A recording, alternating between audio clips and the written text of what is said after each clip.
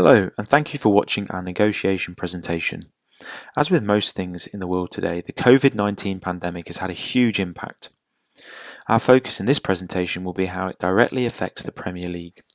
We will provide some key background content to set the scene for key negotiations, outline the major stakeholders and their roles, propose strategies mapped against critical timelines, and underpin this by negotiation theory.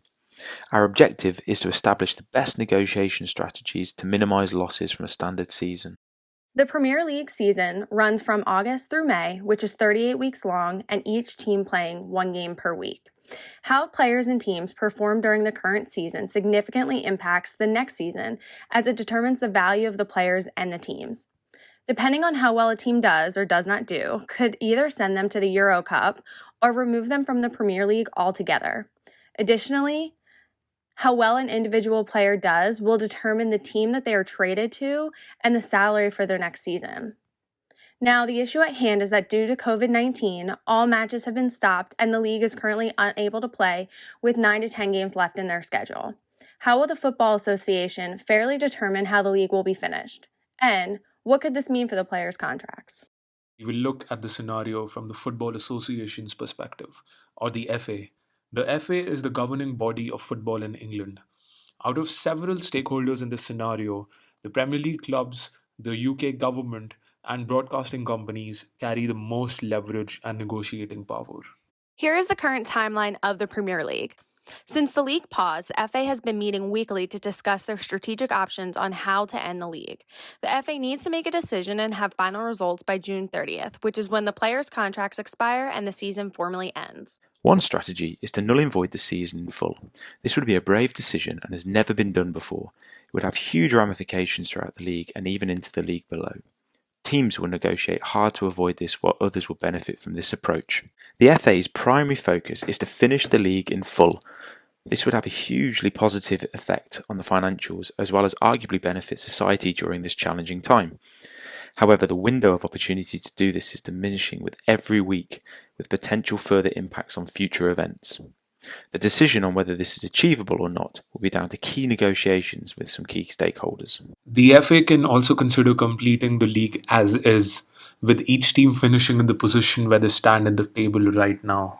Another strategy is to simulate the results of the remaining matches based on the team's past performance in the season, a very controversial decision if implemented.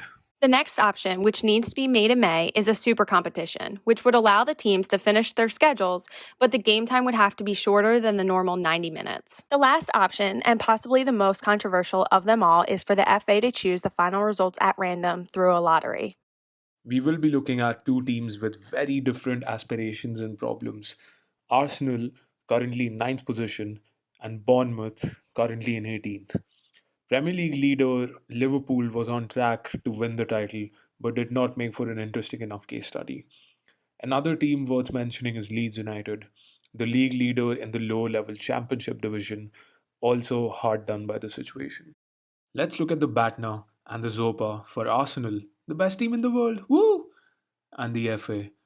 With the appointment of a new manager and an upturn in recent results, Arsenal was aiming to finish in the top 4 positions, guaranteeing its prestigious Champions League football and helping it retain some of its star players.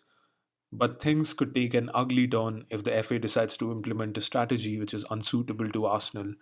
The club could be put under massive financial strain, and star players could potentially leave for greener pastures. Arsenal is one of the original Big Six clubs with a rich history, financial clout, and silverware to show. It could come to loggerheads with the FA at the negotiation table. Now let's look at another club, Bournemouth, or otherwise known as the Cherries. They have been in the Premier League for 5 years, and while they have had success in parts, they usually finish in the bottom quarter with risk of relegation. Over the years, they have struggled financially and have gone into liquidation in 2008, and also fined by the FA when they exceed maximum deviations based on financial losses.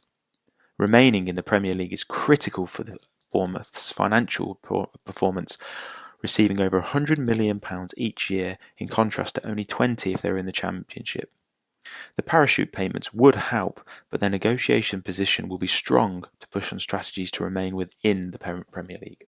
In conclusion, we have reviewed the various strategies and considered individual and collective impacts from a game, safety, and financial perspective.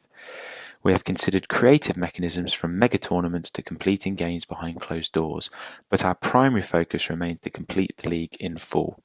But we can only achieve this with strong agreement from all stakeholders. Our secondary option is to complete the season in full mathematically in a fair and transparent manner. While we accept in a normal year teams are reluctant and often feel bitter about transitioning between leagues or losing out on European club places, we are aware that emotions will run high.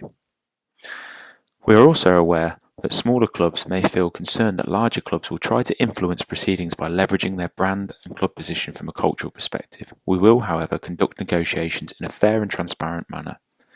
Once a decision is made, this will be non-negotiable, but we will enter into individual negotiations with clubs to establish specific terms based on their conditions.